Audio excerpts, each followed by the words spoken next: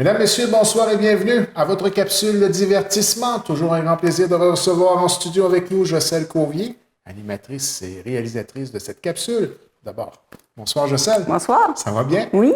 Qu'est-ce que tu nous as concocté pour cette semaine? Alors, cette semaine, on va parler des extraterrestres, plus précisément de la détection. C'était un sujet d'actualité il y a quelques années, c'était assez populaire et là, on en entend moins parler. Alors, j'ai décidé de fouiller un peu le sujet pour voir où en sont les recherches, si on essaie toujours de les détecter.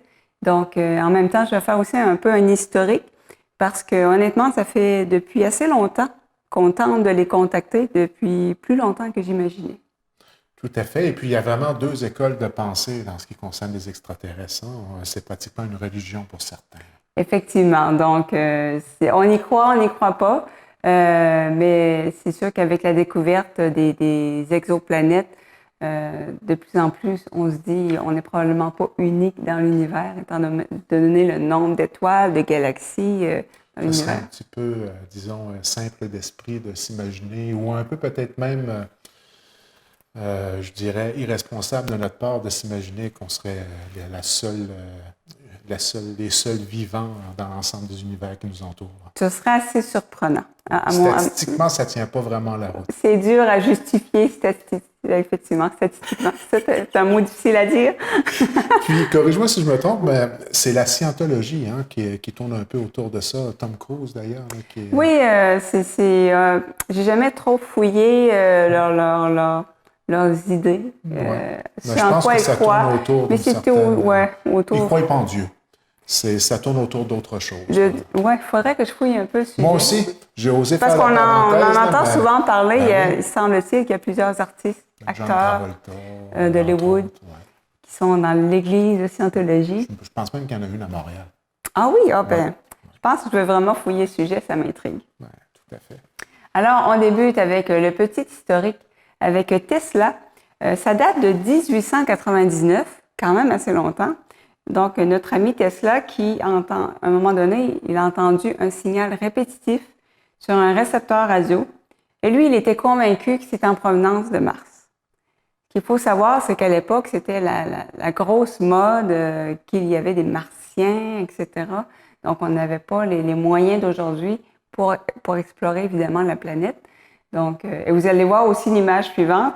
Mais là, on parle de Tesla. C'est son prénom, son nom. On ne fait pas référence là, à l'automobile électrique. Là. Ben, si je ne m'abuse, c'est en lien avec l'inventeur Tesla qui était un grand inventeur à l'époque. Ah oui? Dans les années fin 1800, début 1900. Eh bien. Donc, notre ami Tesla qui croyait vraiment beaucoup aux extraterrestres. Et ensuite, vous allez voir aussi un autre nom qui vous est peut-être un peu familier, Marconi. Lui aussi, qui pense avoir détecté un signal sur Mars. Encore une fois, tout était centré sur Mars, évidemment. C'est une planète quand même près de nous. Et on n'avait pas beaucoup de moyens de l'observer. Et on observait vaguement des espèces de canaux sur Mars et on présumait que c'était fait par des êtres d'une intelligence supérieure, etc. D'où le fait d'appeler souvent les extraterrestres qui supposément venaient sur la Terre des Martiens. Des Martiens, c'est resté longtemps dans notre langage. Et non pas qu'ils étaient venus faire un tour au mois de mars. Oui. Exactement. Ben, ça aurait pu être ça. Hein? Exactement. Ensuite, en 1924, là, Mars est au plus près de la Terre depuis une centaine d'années. Oh, oui. Alors, ce qu'on fait, on demande le silence radio, 5 minutes à chaque heure, et on monte un récepteur radio à 3 km au-dessus du sol dans un dirigeable. Ce que vous voyez, c'est une espèce de télégramme qui explique aux gens que justement, on va faire un silence radio et on demande en fait à toutes les stations navales d'écouter les possibles signaux radio qui seraient en provenance de Mars. Encore une fois, toute notre attention était vraiment tournée vers la planète Mars. Puis on constate aussi qu'il y a quand même des moyens importants qui ont été libérés pour être capables de faire des tests de cette envergure-là, tout de même. Hein? Effectivement. C'est pas le commun des mortels. Là.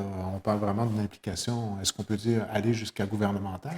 Oui, puis là, au niveau de la NASA, évidemment, qui est gouvernementale, on a aussi déployé quand même de grands budgets pour essayer de détecter les extraterrestres. Vous allez d'ailleurs le voir un peu plus loin. Ah, oui. On a pris les grands moyens.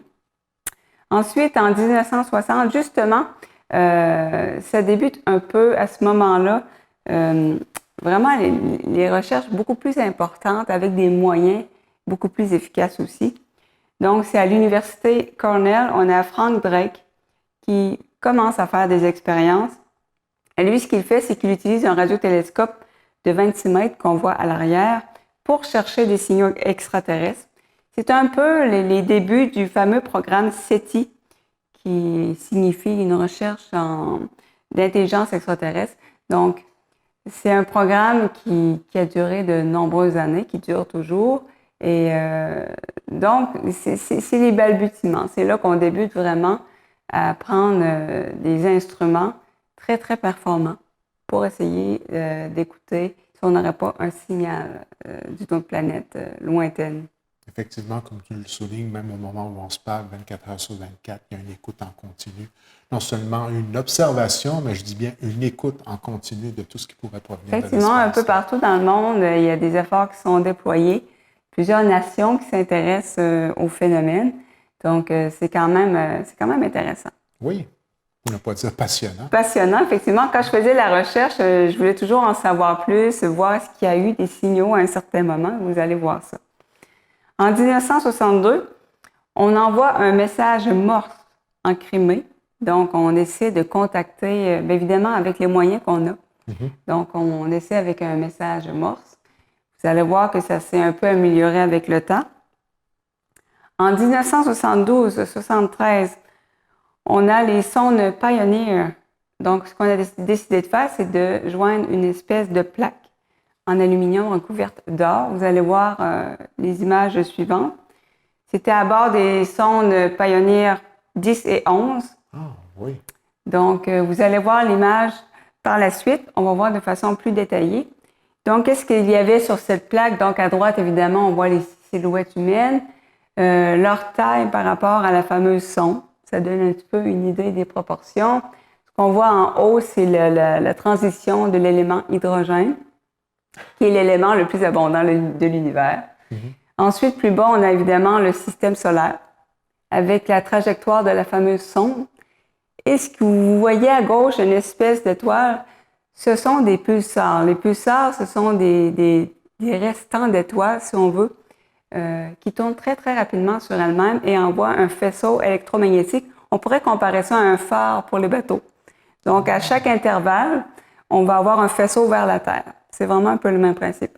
Pourquoi on a mis ça? C'est en quelque sorte une carte géographique pour situer le système solaire par rapport aux différents pulsars. Donc, c'est un peu complexe dit comme ça, mais on peut résumer que c'est une carte pour que les extraterrestres qui voient cette plaque puissent savoir d'où on a envoyé ces fameuses sondes. Donc, quand on dit à la recherche d'intelligence extraterrestre supérieure à la mienne, j'imagine, parce que sans les explications, je t'avouerai que, au fur et à mesure où tu donnais les explications, tout me paraissait simple. Mais sans explication, je me perdais un peu dans l'information. Oui, mais... C'est sûr que le système solaire en bas, c'est quand même assez simple. Là. Mais il me semble que quelqu'un qui n'a jamais pris contact avec notre civilisation, et il se doit... surtout l'hydrogène. D'avoir une certaine base. Moi, je vois une paire de lunettes. Ben, honnêtement, j'ai lu les explications parce qu'au premier coup d'œil, ça ne me serait pas venu aussi facilement, surtout pour les pulsars à gauche. Disons qu'on s'imagine que les personnes sont d'un niveau d'intelligence quand même assez respectable. Merci. Effectivement, et on mettait en note, et c'était amusant, on présume que les extraterrestres ont des yeux. Oui, c'est vrai. Ce ne sont pas tous les organismes vivants qui ont des yeux à proprement parler comme nous. Donc, on présume que probablement... c'est sûr qu'on se base sur la Terre, on analyse tous les organismes sur Terre, les animaux, et on voit que la plupart ont des yeux. On présume qu'ils ont des yeux naturellement. Oui, c'est ça. Ensuite, en 1974, c'est l'envoi du premier message à Porto Rico, le message d'Arecibo. Donc, on utilise les ondes radio. Pourquoi? Parce qu'elles peuvent traverser la poussière de l'espace. Alors, qu'est-ce qu'on voit? Ça aussi, il faut savoir c'est quoi. Donc, en haut, en blanc, ce sont les chiffres de 1 à 10. Oui. Ensuite, plus bas, en mauve, c'est les éléments de base de la vie. En vert, c'est les structures de l'ADN, évidemment, qui forment la base de la vie. Oui. Oui. Ensuite, en bleu, c'est la forme, si on veut, de l'ADN. Ensuite, ce qu'on voit en rouge, évidemment, c'est une silhouette humaine. Mhm. À sa droite, on voit la population humaine, évidemment, qui est plus importante aujourd'hui. Oui. Ensuite, en jaune, le système solaire. Et en mauve, on voit la fameuse antenne, le radiotélescope qui a permis d'envoyer ce message et sa dimension. Il faut vraiment le savoir, honnêtement. Un langage mathématique. Exactement. Donc, quand j'ai vu ça la première fois, là, j'ai vraiment cherché les explications. Et petite note intéressante, ce message-là n'arrivera pas avant 20 000 ans. C'est ce que je trouve extraordinaire, c'est que ça voyage pendant des périodes incroyables, tout en guillemets, en gardant une intensité constante, si je peux m'exprimer ainsi. Là. C'est quand même impressionnant, Oui. là. C'est une longue période comme ça. Et là, les scientifiques s'entendent pour dire que le message d'Arecibo, c'est un peu... c'est par principe, c'est ce qui a lancé les messages suivants, mais on ne s'attend pas d'avoir une réponse, évidemment, parce que ça prend 20 000 ans. Ça risque de prendre pas mal de temps. Ensuite, en 1977, alors on continue de trouver des idées. Là, on a les sondes Voyager 1 et 2. Donc, quand je parle de Voyager, c'est sûr que j'ai tout de suite la référence Star Trek Voyager. C'est pas Voyager, c'est Voyager. Voyager, c'est ça. Nous, on sait de quoi qu'on parle. Oui, c'est ça. Donc, on a la même référence. Ma idée géniale en passant. Oui. La première fois, j'ai regardé et Le écouté film, le là, film. ouais, c'est très, très bon. Je l'ai pas. J'ai trouvé ça génial d'avoir pensé à ça. On parle bien sûr du film Star Trek. Tout à fait, oui. Ensuite, donc, on parle toujours des sondes Voyager. Donc, ce qu'on a eu l'idée de faire, c'est de mettre un disque. On appelle le Golden Record. Donc, c'est 2 disques en aluminium recouverts d'or. Et il y a des espèces d'indications sur le disque. Là, vous voyez le disque à l'écran. Sur l'image suivante, vous allez voir un peu les explications. Donc, on a encore les lunettes en bas. Donc, c'est toujours l'hydrogène. On a aussi les pulsars à gauche, en bas, qui est une espèce de carte d'étoiles. Et les autres informations en haut et en haut à droite, ce sont le mode d'emploi pour lire le disque, parce qu'évidemment, il faut que ce soit lu à la bonne vitesse. Donc, petit détail qu'honnêtement, je n'aurais pas pensé. Ben oui. Donc, c'est un peu les instructions, comment lire le disque. Parce que ce disque-là a un contenu. Donc, on a mis 115 images de la Terre Oui. qui représentent différentes scènes de la Terre. On a mis aussi plusieurs sons. Il y a les salutations en 55 langues, par exemple. On a des bruits de pas, des bruits de rire, les sons des oiseaux, des baleines, le vent, les orages, les vagues.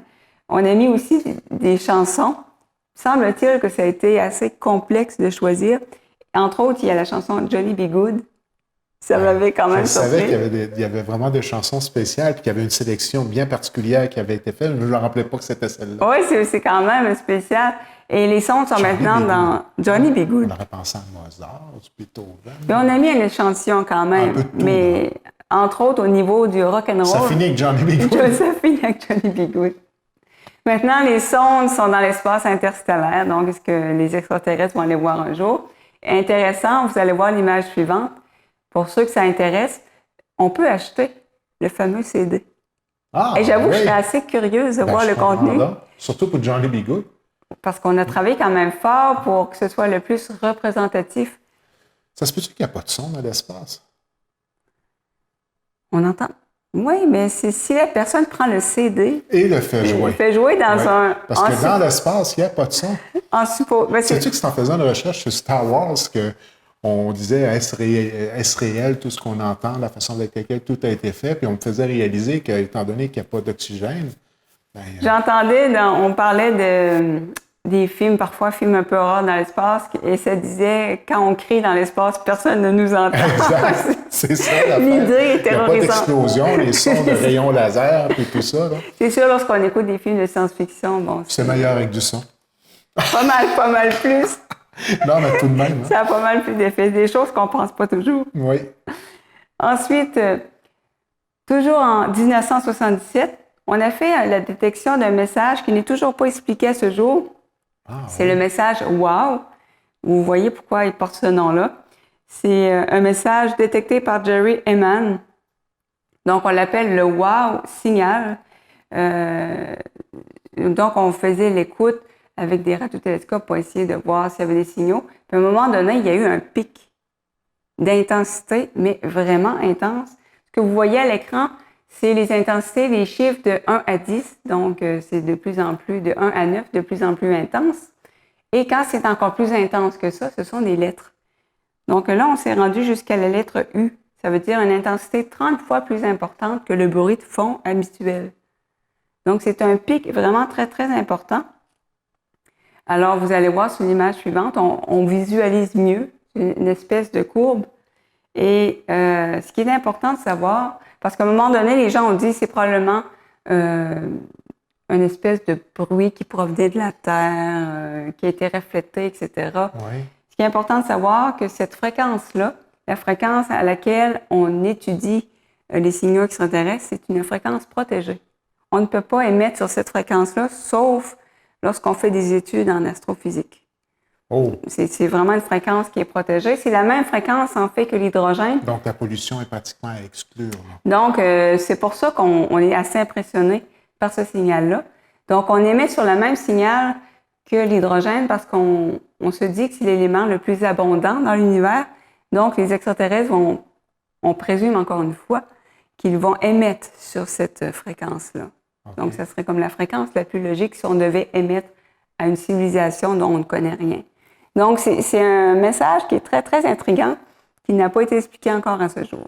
Fenêtre de 72 secondes que je voyais. C'est très intéressant et c'est tellement fort comme signal. Ça a vraiment, vous voyez le « wow ». Donc, ça a vraiment impressionné le scientifique. On a essayé de détecter le signal par la suite au même endroit, etc. On n'a jamais réussi à le détecter par la suite. Mais comme je le dis, ça reste toujours inexpliqué. Mais elle est enregistrée. Est-ce qu'on a été en mesure de pouvoir identifier de quel endroit ça pouvait venir? On sait à peu près dans quel cadrance? Dans quelle portion de l'univers ça vient. Donc, on a essayé dans la même direction, selon les données analysées. C'est un message, c'est un bruit, si on veut, qui vient vraiment de loin. Donc, mais on ne sait toujours pas ce qui l'a causé. Bon. Donc, c'est quand même intéressant. Très intéressant. Ensuite, en 1995, c'est la découverte de la première exoplanète, 51 Pegasi B. Ce que vous voyez, c'est une espèce d'illustration d'un artiste, évidemment, ce n'est pas une photo. Donc, c'est une planète à 50 années-lumière. Ce qui est intéressant, c'est qu'on sait maintenant où diriger nos messages.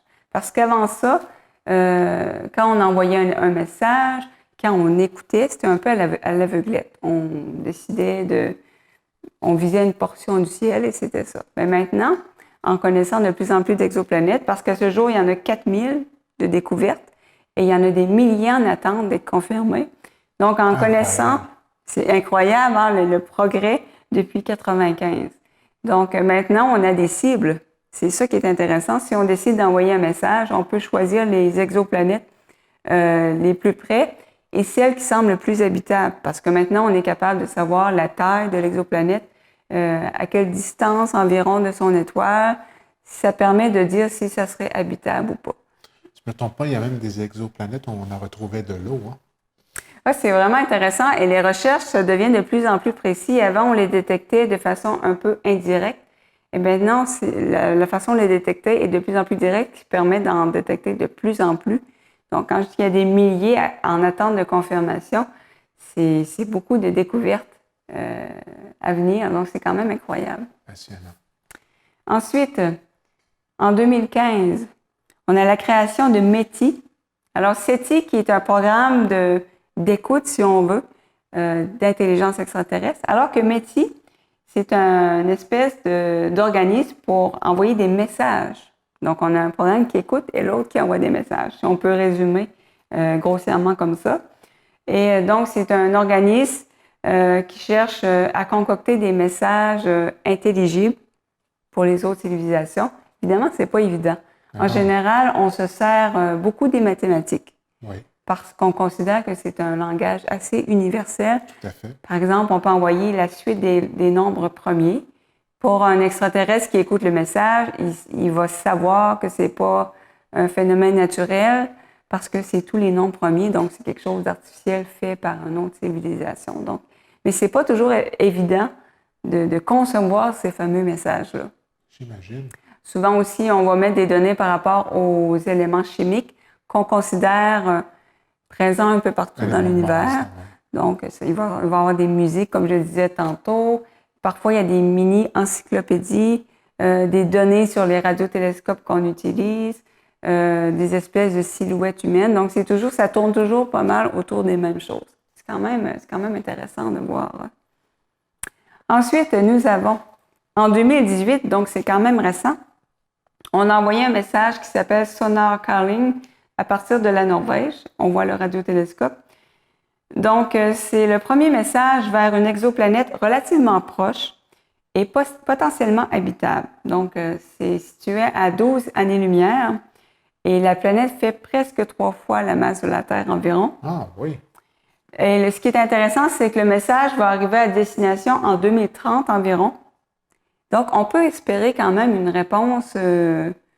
Dans les dimensions de l'univers, c'est très court. Oui. Donc, on calcule en 2030. À partir de 2042, on pourrait peut-être avoir une réponse. Donc, ça commence à être pas mal plus proche de nous et pas mal plus concret. Et ce qu'on a envoyé comme message, bien justement, c'était beaucoup des données mathématiques, scientifiques et des pièces musicales. Donc, ça va être intéressant de voir si on va avoir une réponse à ce message-là. Et ça fait tout un débat parce que c'est pas tout le monde qui est d'accord avec le fait de contacter les extraterrestres parce qu'on ne sait pas s'ils sont hostiles ou pas. Exactement. Sont-ils gentils? Lorsque tu écoutes beaucoup de films et de séries, c'est ça. En écoutant Star Trek, là, tu vois que... c'est tout de même pas fou, tout de même. Ben, même en écoutant Star Trek, il y en a des gentils puis il y en a des moins gentils. Donc, c'est ça. On ne sait rien d'eux. Donc, il y a beaucoup de scientifiques qui disent on ne devrait pas les contacter. Et ceux qui défendent les messages, leur argument, et qui est quand même logique, vous allez voir l'image suivante, c'est que depuis le début 1900, la Terre envoie plein d'ondes électromagnétiques dans l'espace, évidemment avec l'invention de la radio, de la télévision. Qu'on le veuille ou non. Donc, ce que vous voyez à l'écran, c'est la distance qu'a parcouru ces fameuses ondes dans notre galaxie. C'est énorme. Inimaginable, hein? C'est énorme. Donc, de toute façon, ils sont déjà ici, fait qu'on est aussi bien de dealer avec eux autres. Donc, s'il y a des... Oui, c'est ça. Pour beaucoup, ils sont déjà parmi nous.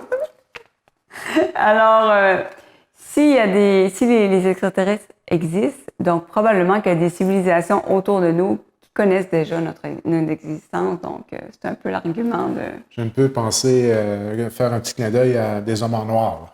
Oui. La dernière version qui est sortie, l'as-tu vue? Non, je ne l'ai pas vue. C'est une fille, la partenaire du nouvel acteur, là, qui se trouve être l'acteur de Thor, que j'ai oublié son nom. Il faut que j'aille le voir. Apparemment, c'est excellent. Ah, je ne l'ai pas écouté. Moi non plus. Oui. Ça va être un film à voir d'ici le temps des fêtes. Là. Effectivement. Dans le million de films que j'ai avec des séries de toutes sortes. On est bombardés. Hein? On est bombardés. Pas d'extraterrestres, mais de séries télévisées. Il y a beaucoup de séries de qualité, donc ça fait beaucoup à regarder. Et si le sujet vous intéresse, si vous voulez aller plus loin, vous pouvez aider... Aller plus loin, oui. Vous pouvez aider la science avec le programme SETI Home que vous voyez à l'écran. Donc, SETI Home utilise les ordinateurs de millions de personnes à travers le monde pour faire des recherches. Donc, ça permet d'analyser énormément de données. Ce serait impossible pour SETI avec une couple d'ordinateurs de faire le même travail. Donc, ce qu'on fait, c'est qu'on s'inscrit sur SETI Home. Moi, je suis inscrite. Ah, oui. Oui. Et c'est une espèce d'économiseur d'écran. Donc, quand vous n'utilisez pas votre ordinateur, ça entre en marche et de toute façon, votre ordinateur ne sert pas à ce moment-là. Donc, elle fait des calculs de données à partir de sondes, à partir de radiotélescopes. Pour SETI, et ensuite, votre ordinateur envoie toutes ces données-là au programme qui sont compilées avec les données de millions d'ordinateurs à travers le monde. Et il y a des gens tellement passionnés qu'ils ont 3-4 ordinateurs qui ne servent qu'à ça 24 heures par jour.